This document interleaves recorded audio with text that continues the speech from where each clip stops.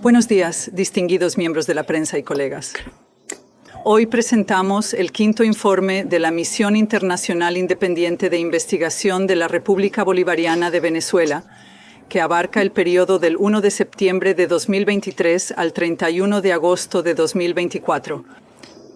Durante esto, hemos observado un empeoramiento de la situación de los derechos humanos, especialmente tras las elecciones presidenciales del 28 de julio.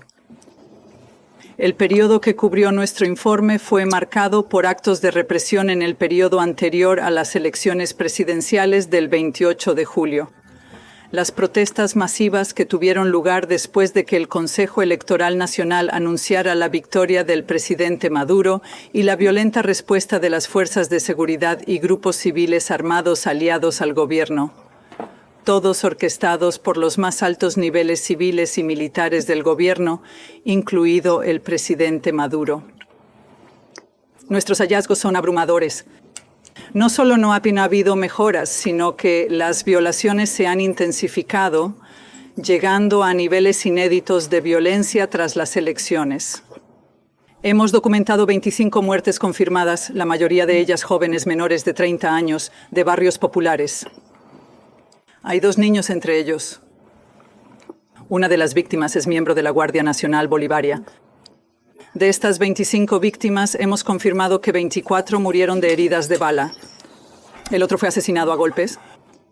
El gobierno afirma que hay 2 víctimas más, una de las cuales, otra miembro de la Guardia Nacional Bolivariana, aparentemente murió en un accidente de tráfico. Pero el gobierno no ha compartido ningún detalle, a pesar de nuestra solicitud formal por escrito de información. Aunque hemos iniciado nuestras investigaciones en estos casos, no tenemos aún pruebas suficientes para atribuir la responsabilidad de las muertes. Sin embargo, podemos confirmar la presencia de fuerzas de seguridad como la Guardia Nacional Bolivariana y la Policía Nacional Bolivariana, a veces acompañadas por grupos de civiles armados que dispararon contra los manifestantes. Durante las protestas del 29 de julio al 6 de agosto, las autoridades venezolanas admitieron haber arrestado a más de 2.200 personas. De estos, hemos confirmado el arresto de al menos 158 niños, algunos con discapacidad y acusados de crímenes graves como el terrorismo e incitación al odio. Este fenómeno es algo nuevo y extremadamente preocupante. Enfrentamos una represión sistemática y organizada por parte del gobierno venezolano que busca silenciar cualquier forma de disidencia. Como parte de este plan, el gobierno ha instrumentalizado el aparato estatal entero, incluido especialmente el sistema de justicia, con miras a silenciar cualquier tipo de diferencia de opinión que se opone a su plan y a permanecer en el poder a cualquier precio. Gracias, Marta. Me gustaría compartir más detalles sobre las violaciones sistemáticas que investigamos entre diciembre de 2023 y marzo de 2024. Hemos investigado 39 arrestos que consideramos, según nuestro estándar de prueba, arbitrarios.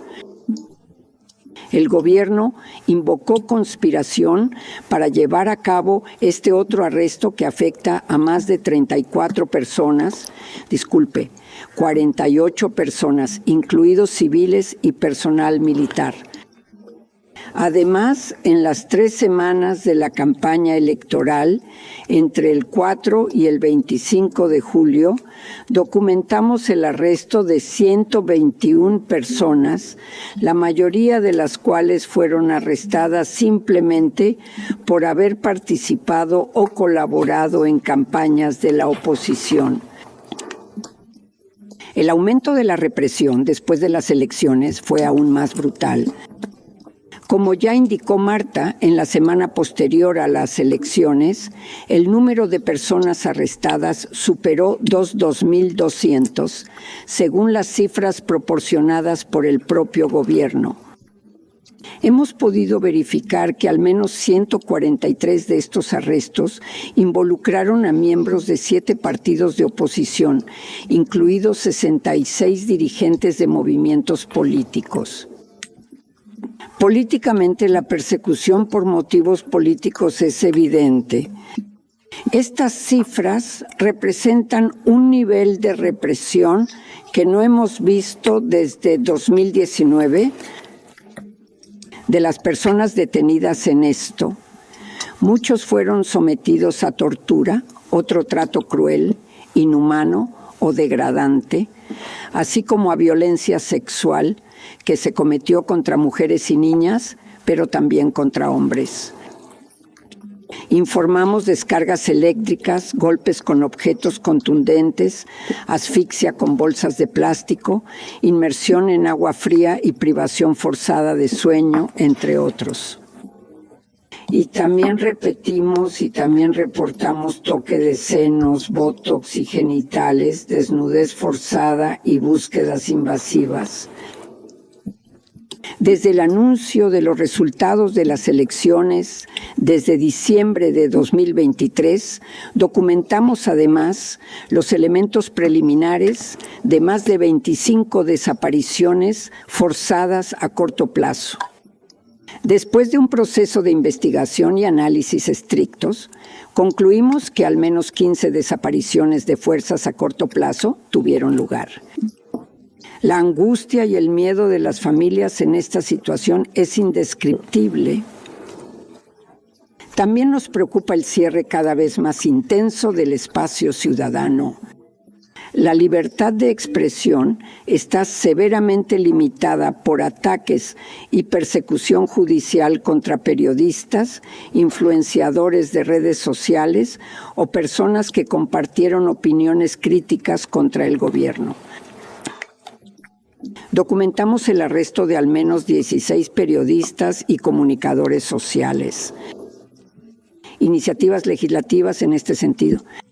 A través de una Asamblea Nacional subordinada al gobierno, se restringió el espacio cívico.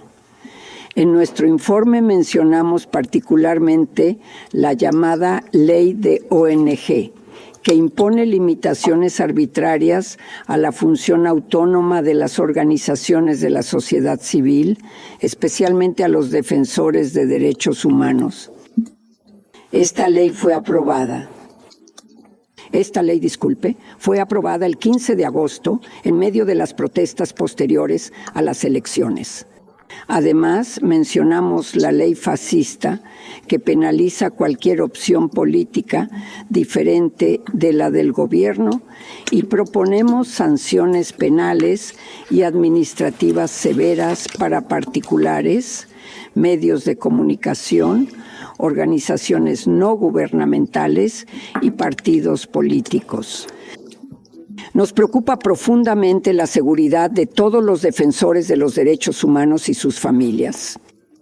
Sus voces son esenciales para garantizar que las violaciones continúen documentándose y que las víctimas no se olviden. Estas cifras representan solo una pequeña muestra de la realidad que enfrentan miles de personas en Venezuela hoy. Gracias, Patricia.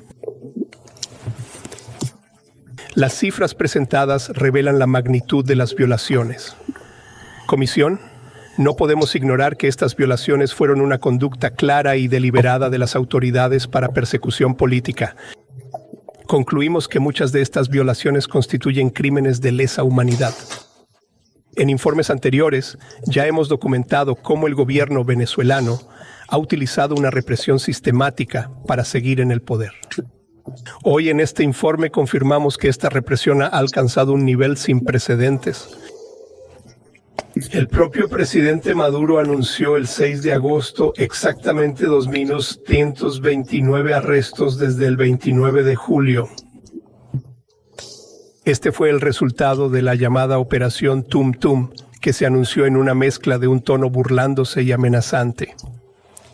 Según esta orden presidencial, sin ningún atentado a la legalidad o al respeto del Estado de Derecho, documentamos más de 40 casos en los que las fuerzas de seguridad entraron en casas privadas sin orden de crecimiento, solo utilizando el uso de vídeos en las redes sociales como la única evidencia para arrestar a personas que creen haber participado en protestas o que habían expresado críticas en las redes sociales.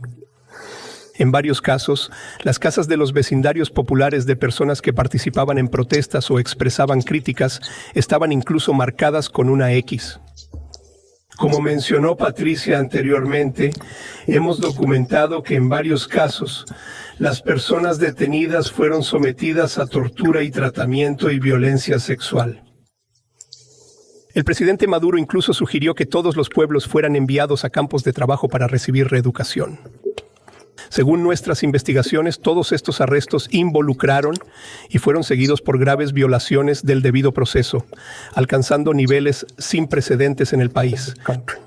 Los procedimientos penales iniciados contra los detenidos sistemáticamente no cumplían las garantías mínimas de debido proceso. El fiscal general anunció, antes de que la gente fuera arrestado, que se les acusaría de crímenes tan graves como el terrorismo e incitación al odio, incluso contra niños con discapacidad. Como ha mencionado Marta, hemos ratificado nuestra conclusión anterior de que el sistema judicial, especialmente el sistema penal dirigido por la Corte Suprema, su Cámara de Apelación Penal y 4 tribunales de terrorismo, está manifiestamente subordinado a los intereses del Poder Ejecutivo y se ha convertido en un instrumento clave en el plan del Estado para reprimir todo tipo de disidencia política y social.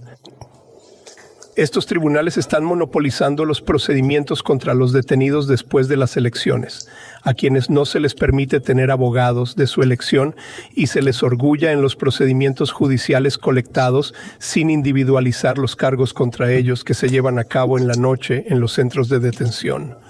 Sin defensoras públicos efectivos, sin publicidad y sin poder participar en los procedimientos, las víctimas y una gran parte de la población general están expuestas a un ejercicio arbitrario de poder, donde la detención arbitraria es sistemática, utilizada sistemáticamente junto con graves violaciones de las debidas garantías procesales.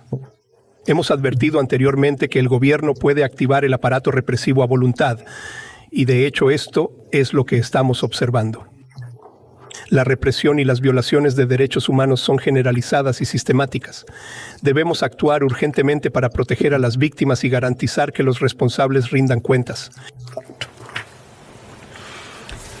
Gracias, Patricia y Francisco. Algunas de las violaciones de los derechos humanos que hemos investigado durante este periodo representan una continuación del mismo curso de conducta que anteriormente caracterizamos como crímenes de lesa humanidad. Estas violaciones no son el resultado de eventos aislados o aleatorios, sino que son parte de una serie de eventos cometidos en la implementación de un plan coordinado para silenciar, desalentar y sofocar a la oposición al gobierno del presidente Maduro. Teniendo en cuenta su curso de conducta, el plan estatal que hemos mencionado, el perfil de las víctimas y las declaraciones públicas que usted debe hacer por los altos representantes estatales, tenemos motivos razonables para creer que durante el plazo que abarca nuestro mandato, el crimen de persecución por motivos políticos ha sido cometido en la República Bolivariana de Venezuela. Gracias. Esperaremos responder preguntas de la prensa. Gracias. Tomemos uno.